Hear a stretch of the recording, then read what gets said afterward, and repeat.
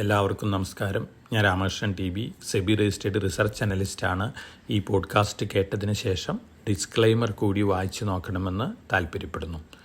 കഴിഞ്ഞ ആഴ്ചയിലത്തെ stock market activities നമ്മൾ നോക്കുകയാണെങ്കിൽ അമേരിക്കൻ മാർക്കറ്റിൽ S&P 500 index, Nasdaq 100 index, Nasdaq composite index, അതുപോലെ തന്നെ ജപ്പാനിലത്തെ നിക്കായ് 225 ഇൻഡെക്സ്, ടോപ്പിക്സ് ഇൻഡെക്സ്, ഇന്ത്യയിലെ നിഫ്റ്റി സെൻസെക്സ്, ഈ ഇൻഡെക്സുകളെല്ലാം തന്നെ പുതിയ റെക്കോർഡ് ഹൈ ഹിറ്റ് ചെയ്തിട്ടാണ് കഴിഞ്ഞ ആഴ്ച ക്ലോസ് ചെയ്തിട്ടുള്ളത്. വ്യാഴാഴ്ചയായിരുന്നു നമ്മുടെ അവസാനത്തെ ട്രേഡിംഗ് ഡേ. ലാസ്റ്റ് വീക്കിൽ വെള്ളിയാഴ്ച നമുക്ക് ഹോളിഡേ ആയിരുന്നു. പക്ഷേ വെള്ളിയാഴ്ച മറ്റു മാർക്കറ്റുകളെല്ലാം തന്നെ ബെറ്റർ ആയിട്ടാണ് ക്ലോസ് ചെയ്തിട്ടുള്ളത്.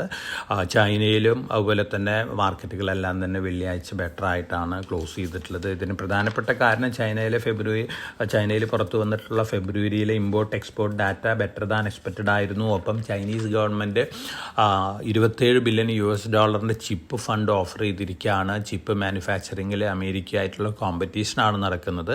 അമേരിക്കയിലും വലിയ രീതിയിലുള്ള ഇൻസെൻറ്റീവ്സ് ആണ് ചിപ്പ് മാനുഫാക്ചറിങ്ങിന് ഓഫർ ചെയ്തുകൊണ്ടിരിക്കുന്നത്. ഒപ്പം നമ്മളും ഏകദേശം $14 ബില്യൺ വർത്തായിട്ടുള്ള പ്രൊജക്റ്റുകൾ 4 പ്രൊജക്റ്റുകൾ നമ്മൾ ഓൾറെഡി അനൗൺസ് ചെയ്ത് കഴിഞ്ഞിട്ടുണ്ട്. അപ്പോൾ ഓവറോൾ ഗ്ലോബലി ഒരു സെമി കണ്ടക്ടർ കോമ്പറ്റീഷനാണ് വന്നുകൊണ്ടിരിക്കുന്നത്.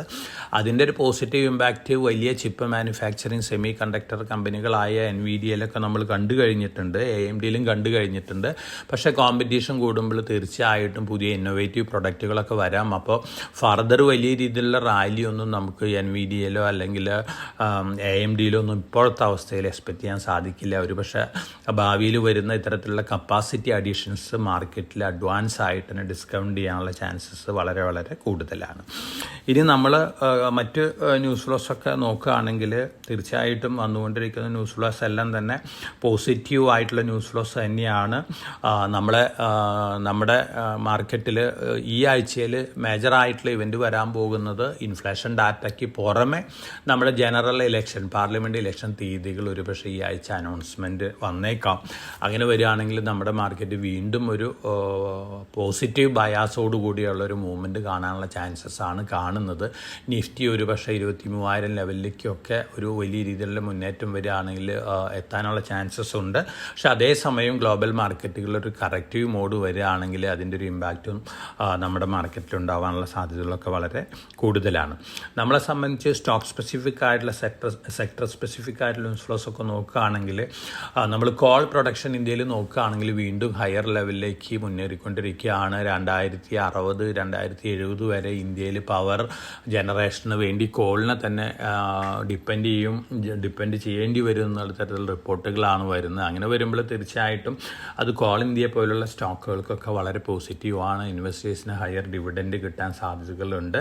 അപ്പോൾ ഇത്തരത്തിൽ വന്നുകൊണ്ടിരിക്കുന്ന ന്യൂസുകളെല്ലാം തന്നെ പല കമ്പനികൾക്കും പോസിറ്റീവ് ആയിട്ടുള്ള ന്യൂസുകളാണ്. ഇനി മറ്റ് സ്റ്റോക്ക് സ്പെസിഫിക് ആയിട്ടുള്ള ന്യൂസ് ഫ്ലോസ് നോക്കുകയാണെങ്കിൽ SJVൻ്റെ റിന്യൂവബിൾ എനർജി ആമിന് 1352 മെഗാവാട്ടിൻ്റെ സോളാർ പവർ പ്രൊജക്റ്റിനുള്ള ഓർഡർ കിട്ടിയിട്ടുണ്ട്. മഹാരാഷ്ട്രയിൽ നിന്നാണ്. 7436 കോടി രൂപയാണ് ടോട്ടൽ പ്രൊജക്റ്റ് കോസ്റ്റ് വരുന്നത്. SJVനെ സംബന്ധിച്ച് പോസിറ്റീവാണ്. GQG നമുക്കറിയാം, രാജീവ് ജെയിൻ അഡാനിയുടെ ഏറ്റവും മോശപ്പെട്ട അവസ്ഥയിൽ അഡാനി സ്റ്റോക്കുകൾ ഇൻവെസ്റ്റ് ചെയ്ത് 5 ടൈംസിലധികം റിട്ടേൺ വിത്തിൻ 1 ഇയറിൽ നേടിയിട്ടുള്ള ഒരു ഇൻവെസ്റ്ററാണ് GQGയുടെ രാജീവ് ജെയിൻ. അദ്ദേഹം ഭാരതീയ എയർടെല്ലും അതുപോലെ തന്നെ മാക്രോടെക് ലോധയിലൊക്കെ സ്റ്റേക്ക് എടുത്തിരിക്കുകയാണ്. ഈ സ്റ്റോക്കുകളെ സംബന്ധിച്ച് പോസിറ്റീവ് ഇമ്പാക്റ്റ് അടുത്ത ദിവസങ്ങളിൽ ഉണ്ടാക്കുമെന്നുള്ളൊരു എക്സ്പെക്റ്റേഷനാണുള്ളത്. നമ്മുടെ ഗവൺമെൻറ് AI മിഷൻ ആരംഭിച്ചിരിക്കുകയാണ്. 5 വർഷത്തിനുള്ളിൽ ജനറേറ്റീവ് AI വലിയ രീതിയിൽ ഇംപ്ലിമെൻറ്റ് ചെയ്യാനുള്ള തീരുമാനങ്ങളാണ്. 1372 കോടി രൂപയാണ് ഇതിനായിട്ട് വകയിരുത്തിയിട്ടുള്ളത്.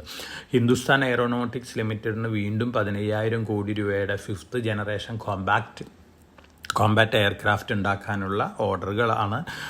പോസിറ്റീവ് ന്യൂസാണ്. ഒപ്പം 34 അഡ്വാൻസ്ഡ് ലൈറ്റ് ഹെലികോപ്റ്ററുകൾ ധ്രുവ് വാങ്ങാനുള്ള ഓർഡറും കൂടി ഹിന്ദുസ്ഥാൻ എയറോനോട്ടിക്സിന് കിട്ടിയിട്ടുണ്ട്. കണ്ടിന്യൂസ് ആയിട്ട് ഓർഡർ ഇൻഫ്ലോസ് വന്നുകൊണ്ടിരിക്കുന്ന ഒരു ഡിഫൻസ് PSU സ്റ്റോക്കാണ് HAL ഫർദർ അടുത്ത മാസങ്ങളിൽ നല്ല രീതിയിൽ മുന്നേറാൻ സാധ്യതയുള്ളൊരു സ്റ്റോക്കും കൂടിയാണ്.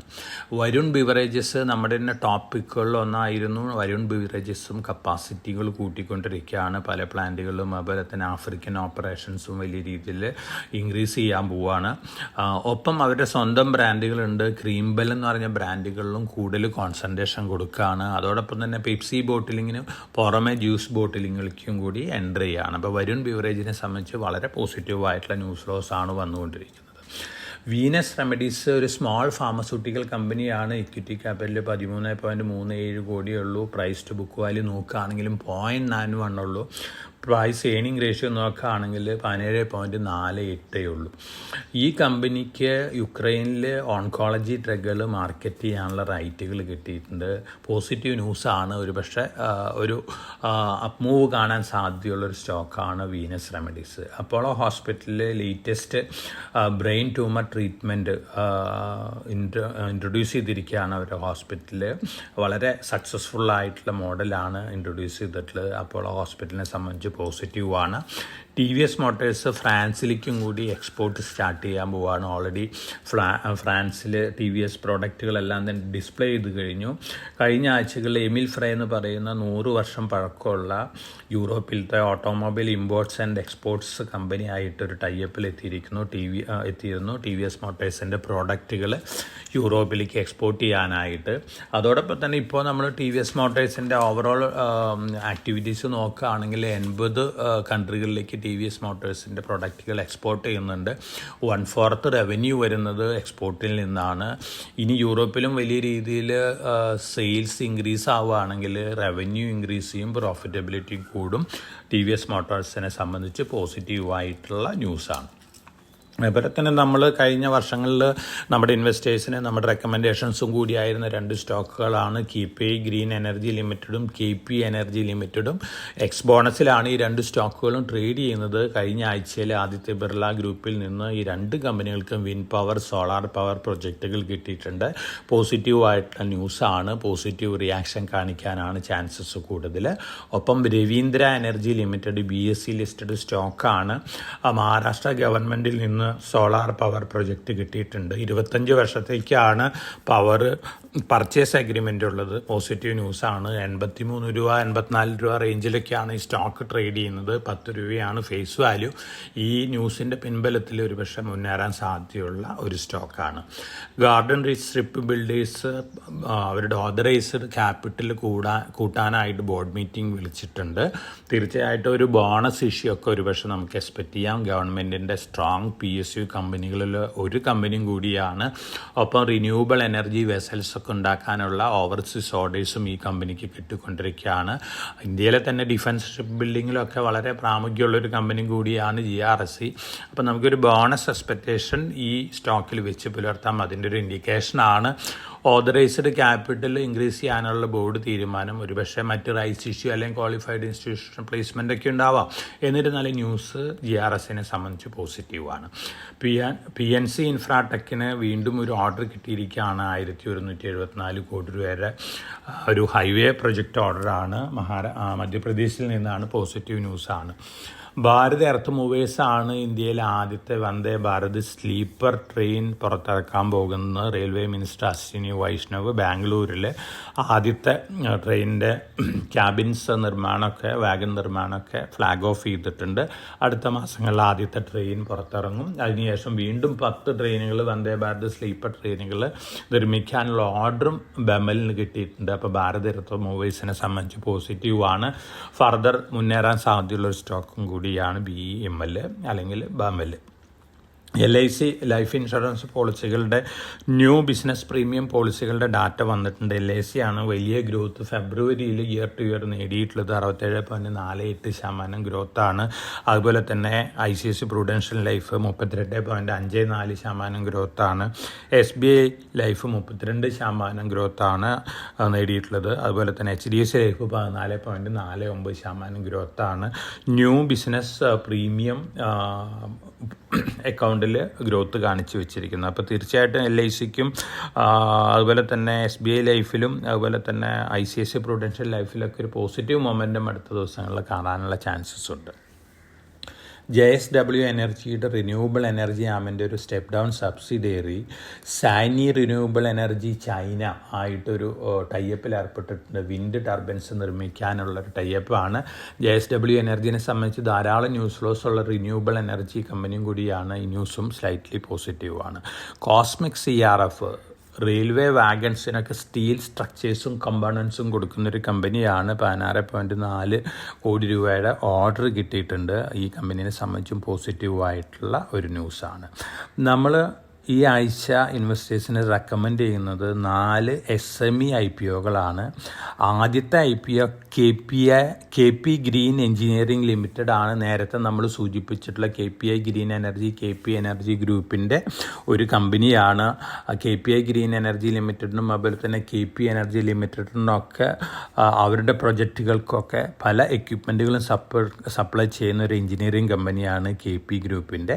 അപ്പോൾ KP green engineering limited IPO open ചെയ്യുന്നത് മാർച്ച് 15-നാണ്. ഈ ക്ലോസ് ചെയ്യുന്നത് മാർച്ച് 19-നാണ്. ഇഷ്യൂ പ്രൈസ് നോക്കുകയാണെങ്കിൽ 144 ഹയർ ബാൻഡ് കൊടുത്തിരിക്കുന്നത്. ഫേസ് വാല്യൂ ഇതിൻ്റെ 5 രൂപയാണ്. മാർക്കറ്റ് തൊട്ട് 1000 തീർച്ചയായിട്ടും നല്ല ലിസ്റ്റിംഗ് ഗെയിൻ കിട്ടാൻ സാധ്യതയുള്ളൊരു കമ്പനിയാണ്. മറ്റ് 2 ലിസ്റ്റഡ് കമ്പനികൾക്കും കൂടിയുണ്ട് ഈ കമ്പനിക്ക്. ആ കമ്പനികളുടെ പെർഫോമൻസ് പോലെ KP ഗ്രീൻ എഞ്ചിനീയറിംഗ് ലിമിറ്റഡും പെർഫോം ചെയ്യുന്നുള്ള എക്സ്പെക്റ്റേഷനാണ്. കാരണം ഒട്ടുമിക്കവാറും പ്രൊഡക്ഷൻ ആ മറ്റ് 2 കമ്പനികൾക്കും വേണ്ടിയാണ്. അപ്പോൾ കണ്ടിന്യൂസ് ആയിട്ട് ഓർഡർ ഇൻഫ്ലോസ് ഉള്ളൊരു കമ്പനിയും കൂടിയാണ്.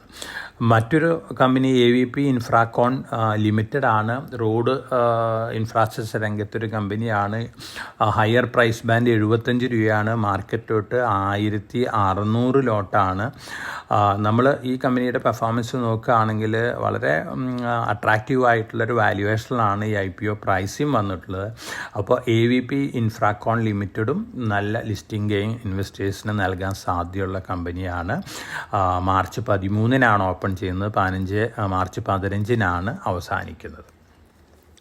ഇത് NSE SMEയിലാണ്. നേരത്തെ ഞാൻ സൂചിപ്പിച്ച KP ഗ്രീൻ എഞ്ചിനീയറിംഗ് ലിമിറ്റഡ് BSEയിലാണ് വരുന്നത്. അടുത്ത NSE SME IPO Signoria creations limited ആണ്. ഇത് NSE SME IPOയിൽ വരുന്ന വിമൻസ് അപ്പാരൽ രംഗത്തുള്ളൊരു കമ്പനിയാണ്. നല്ലൊരു കമ്പനിയാണ്. അട്രാക്റ്റീവ് ഓഫറാണ് വന്നിട്ടുള്ളത്. ഇതിൻ്റെ മാർക്കറ്റിലോട്ട് 2000 മാർക്കറ്റിലോട്ട്. ഇഷ്യൂ പ്രൈസ് അപ്പർ ബാൻഡ് 65 രൂപയാണ്. അപ്പോൾ ഈ ഇഷ്യൂവിലും അപ്ലൈ ചെയ്യുന്നത് ഇൻവെസ്റ്ററിനെ സംബന്ധിച്ച് നല്ലൊരു ഡിസിഷനായിരിക്കും. മാർച്ച് 12-നാണ് ഓപ്പൺ ചെയ്യുന്നത്. മാർച്ച് 14-നാണ് ഇഷ്യൂ ക്ലോസ് ചെയ്യുന്നത്. നല്ല ലിസ്റ്റിംഗ് ഗെയിൻ കിട്ടാൻ സാധ്യതയുള്ള ഒരു NSE SME IPO കൂടിയാണ്. അതുപോലെ തന്നെ നാളെ മാർച്ച് 11-ന് ആരംഭിക്കുന്ന ഒരു IPO ഉണ്ട്. പ്രഥം EPC പ്രൊജക്ട് ലിമിറ്റഡ് ആണ്. NSE SME IPO തന്നെയാണ്. 10 രൂപയാണ് ഫേസ് വാല്യൂ. ഇതിൻ്റെ മാർക്കറ്റിലോട്ട് 1600 നാളെ ആരംഭിച്ച് മാർച്ച് 13-നാണ് അവസാനിക്കുന്നത്. ഇതും വളരെ അട്രാക്റ്റീവ് ആയിട്ടുള്ള ഒരു ഓഫറാണ്. ഇൻവെസ്റ്റേഴ്സിനെ സംബന്ധിച്ച് നോക്കുകയാണെങ്കിൽ നല്ല ലിസ്റ്റിംഗ് ഗെയിൻ കിട്ടാൻ സാധ്യതയുള്ള IPO ആണ്. അപ്പോൾ ഈ ആഴ്ച നമുക്ക് BSE SMEയിൽ ഒരു IPO KP green engineering limited, NSE SMEയിൽ AVP Infracon limited, Signoria creations limited, അതുപോലെ തന്നെ പ്രഥം EPC പ്രൊജക്റ്റ് ലിമിറ്റഡ്. ഈ 4 IPOകളും ഇൻവെസ്റ്റേഴ്സിന് അപ്ലൈ ചെയ്യാം. തീർച്ചയായിട്ടും കിട്ടുകയാണെങ്കിൽ നല്ല ലിസ്റ്റിംഗ് ഗെയിൻ കിട്ടാൻ ചാൻസസ് ഉള്ള കമ്പനികളാണ്. അപ്പോൾ ഇതൊക്കെയാണ് മാർക്കറ്റ് ന്യൂസ്. ഈ ആഴ്ചയിൽ നമ്മൾ ഒരു നക്ഷലിൽ നോക്കുകയാണെങ്കിൽ ഇനി കഴിഞ്ഞ ആഴ്ചയിലത്തെ കാര്യങ്ങളൊക്കെ വിലയിരുത്തുകയാണെങ്കിൽ ഇതൊക്കെയാണ് നമുക്ക് ഇൻവെസ്റ്റേഴ്സിന് നൽകാനുള്ള ന്യൂസ് ഫ്ലോസ്. ഇനി നമ്മൾ ഈ ആഴ്ച ഞാൻ നേരത്തെ സൂചിപ്പിച്ച പോലെ നമ്മുടെ ഇലക്ഷൻ ഡേറ്റുകൾ, പാർലമെൻറ്റ് ഇലക്ഷൻ ഡേറ്റുകളൊക്കെ ഒരു പക്ഷേ അനൗൺസ്മെൻറ്റ് വന്നേക്കാം. അതിനനുസരിച്ച് ഒരു പക്ഷേ ഒരു പ്രീ ഇലക്ഷൻ റാലിയൊക്കെ നമുക്ക് എക്സ്പെക്റ്റ് ചെയ്യാം. വലിയ ഒരു അപ്പോഴും മൊമെൻറ്റം വരികയാണെങ്കിൽ നിഫ്റ്റി 23,000 ലെവലിലേക്കൊക്കെ ഉയരാനുള്ള ചാൻസസ് ഉണ്ട്. പക്ഷേ ഒരു കാര്യം മനസ്സിലാക്കേണ്ടത്, ഗ്ലോബൽ മാർക്കറ്റുകളിലെല്ലാം തന്നെ വലിയ ഒരു ഒപ്റ്റിമിസ്റ്റിക് മൂഡാണ്. ധാരാളം സ്റ്റോക്കുകളിൽ വലിയ ലെവലിലൊക്കെ വന്നിട്ടുണ്ട്. തീർച്ചയായിട്ടും ഹയർ ലെവലിൽ വരുമ്പോൾ ഒരു പ്രോഫിറ്റ് ബുക്കിംഗ് ഒക്കെ കാണാൻ നമ്മൾ NVIDIAയിൽ വെള്ളിയാഴ്ച അമേരിക്കയിൽ കണ്ട രീതിയിലുള്ള പ്രോഫിറ്റ് ബുക്കിങ്ങുകൾ പല സ്റ്റോക്കുകളിലും വരാനുള്ള സാധ്യതകളും ഉണ്ട്. അപ്പോൾ ഹയർ ലെവലിൽ നല്ല പ്രോഫിറ്റബിലിറ്റി ഉള്ള ഇൻവെസ്റ്റേഴ്സ് കുറേയൊക്കെ പ്രോഫിറ്റ് ബുക്ക് ചെയ്യാനായിട്ട് എടുക്കുന്ന തീരുമാനം നന്നായിരിക്കുമെന്നാണ് എൻ്റെ ഒരു എക്സ്പെക്റ്റേഷൻ ഉള്ളത്. ഒപ്പം മാർക്കറ്റിൽ വലിയ രീതിയിൽ വളാറ്റിലിറ്റി വന്ന് മാർക്കറ്റ് നെർവസ് ഒക്കെ വരികയാണെങ്കിൽ, മാർക്കറ്റ് ഫാൾ ചെയ്യുകയാണെങ്കിൽ നമ്മൾ റെക്കമെൻഡ് ചെയ്തിട്ടുള്ള സ്റ്റോക്കുകൾ ലോങ് ടൈം പോയിൻ്റ് ഓഫ് വ്യൂവിൽ മാത്രം കൺസിഡർ ചെയ്യാവുന്നതാണ്. ഷോർട്ട് ടൈമിൽ പല അപ്വേർഡ് മൊമെൻ്റൊക്കെ ഉണ്ടാവാം. ആ അപ്വേർഡ് മൊമെൻറ്റത്തിലൊക്കെ മാർക്കറ്റിൽ എക്സിറ്റ് ചെയ്യുന്നൊരു സ്ട്രാറ്റജി ആയിരിക്കും തൽക്കാലം ഇൻവെസ്റ്റേഴ്സിന് നല്ലത്. കാരണം നമ്മുടെ മാർക്കറ്റും നല്ല ഹയർ PE-യിലാണ് ട്രേഡ് ചെയ്യുന്നത്. അതുകൊണ്ട് തന്നെ ഒരു മാർക്കറ്റ് കറക്ഷനൊക്കെ നമുക്ക് എപ്പോൾ വേണമെങ്കിലും എക്സ്പെക്റ്റ് ചെയ്യാനായിട്ട് സാധിക്കും. പൊളിറ്റിക്കൽ ഫ്രണ്ടിൽ നിന്ന് വരുന്ന ന്യൂസുകളെല്ലാം തന്നെ നമുക്കൊരു വളാറ്റിലിറ്റി ഒക്കെ ഉണ്ടാക്കാവുന്ന ന്യൂസ് ഫ്ലോസ് ആയിരിക്കാം. അമേരിക്കൻ പ്രസിഡന്റ് ഇലക്ഷൻ സംബന്ധിച്ചുള്ള പല ന്യൂസ് ഫ്ലോസും അടുത്ത ദിവസങ്ങളിലൊക്കെ വന്നേക്കാം. മിക്കവാറും ഡൊണാൾഡ് ട്രംപും ജോൺ ബൈഡനും തമ്മിലായിരിക്കാം അമേരിക്കൻ പ്രസിഡന്റ് ഫൈറ്റ് വരാൻ പോകുന്നത്. അപ്പോൾ അതിൻ്റെ ഒരു വളാറ്റിലിറ്റി ഒക്കെ ഗ്ലോബൽ മാർക്കറ്റുകളിലും അമേരിക്കൻ മാർക്കറ്റുകളിലൊക്കെ ഉണ്ടാവാം. അതോടൊപ്പം തന്നെ ഈ ആഴ്ച കൺസ്യൂമർ പ്രൈസ് ഇൻഫ്ലേഷൻ ഡാറ്റ, അതുപോലെ തന്നെ ഹോൾസെയിൽ പ്രൈസ് ഇൻഫ്ലേഷൻ ഡാറ്റ ഒട്ടുമിക്കവാറും രാജ്യങ്ങളിൽ അനൗൺസ് ചെയ്യും. ആ ഇൻഫ്ലേഷൻ ഡാറ്റകൾക്കനുസരിച്ച് പല വളാറ്റിലിറ്റി ട്രെൻഡുകളും പല മാർക്കറ്റുകളിലൊക്കെ ഉണ്ടാവാം. അപ്പോൾ ഈ മാർക്കറ്റുകളിലൊക്കെ വളരെ സ്റ്റേബിളായിട്ട്, വളരെ കോഷ്യസ് ആയിട്ട്, വളരെ കോൺഫിഡൻസോടുകൂടി മുന്നേറുക. ഞാൻ നേരത്തെ സൂചിപ്പിച്ച പോലെ ഹയർ ലെവലിൽ നല്ല പ്രോഫിറ്റബിലിറ്റി ഉള്ള സ്റ്റോക്കുകളിൽ പ്രോഫിറ്റ് ബുക്ക് ചെയ്യുക. മാർക്കറ്റ് താഴെ വരുമ്പോൾ ലോങ് ടൈം പോയിൻ്റ് ഓഫ് വ്യൂവിൽ മാത്രം ഇൻവെസ്റ്റ് ചെയ്യാനുള്ള ഡിസിഷൻ എടുക്കുക. അപ്പോൾ എല്ലാവർക്കും നല്ലൊരു ട്രേഡിംഗ് വീക്ക് ആശംസിച്ചുകൊണ്ട് ഞാൻ ഇന്നത്തെ പോഡ്കാസ്റ്റ്, ഈ ആഴ്ചത്തെ പോഡ്കാസ്റ്റ് ഇവിടെ അവസാനിപ്പിക്കുകയാണ്. Thank you.